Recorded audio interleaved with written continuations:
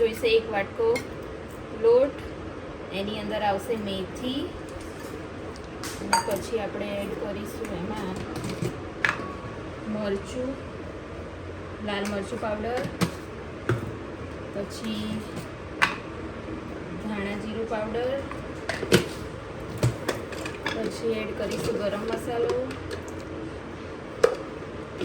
પછી એડ કરીશું હલ્દી પાવડર, પછી લાસ્ટમાં એડ કરીશું મીઠું.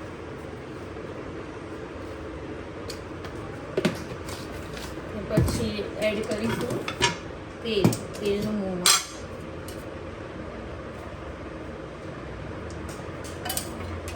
પછી આપણે એને મિક્સ કરીશું.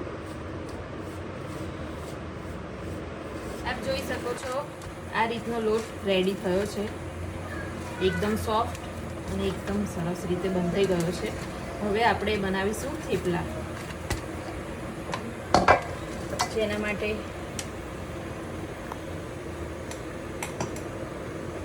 થેપલા બનાવવાનું સ્ટાર્ટ કરું છું.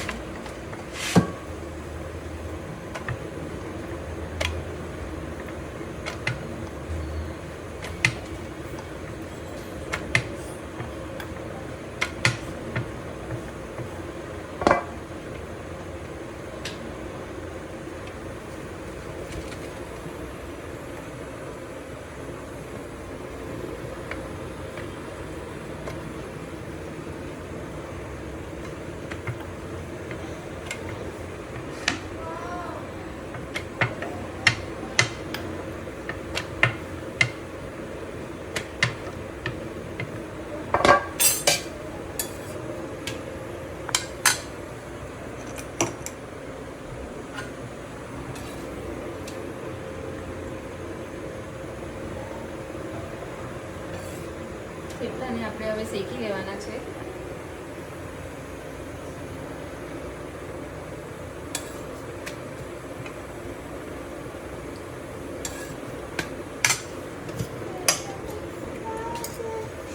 પછી આમાં આપણે તેલ નાખીશું.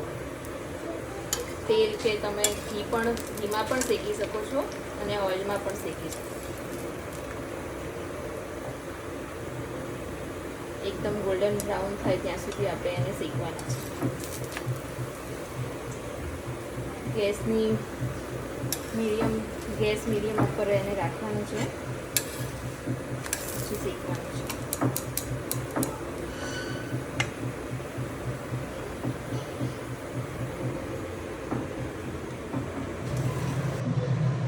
જોઈ શકો છો આપણા થેપલા બનીને રેડી છે. એની જોડે બનાવ્યું છે ટેસ્ટી બટેકાનું શાક.